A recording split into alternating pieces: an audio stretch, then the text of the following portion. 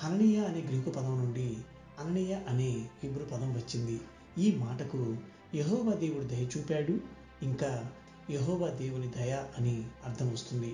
ఇక సప్పీరా అనే మాటకు అందమైనది లేదా సొగసు అనే అర్థం వస్తుంది.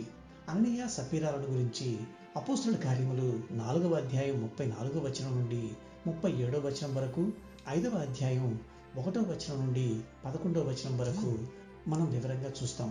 క్రీస్తు మృత్యుంజయుడై సమాధి నుండి తిరిగి లేచి మరికొన్నాళ్ళు ఈ భూమిపై సంచరించి ఆపై స్వర్గారోహణుడవుతాడు. ఆ తర్వాత యేసయ్య శిష్యులు యెరూషలేము ప్రాంతంలో సంఘాన్ని కడుతూ ఎంతో బలంగా సేవ చేస్తూ ఉంటారు. సంఘం ద్వారా దేవుడు తన కార్యములు చేయడం అప్పుడే ప్రారంభమవుతుంది.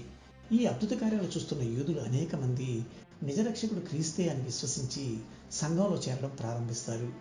సంఘం ద్వారా జరుగుతున్న అద్భుతమైన కార్యాలు దేవునికి మహిమకరంగాను, ప్రజలకు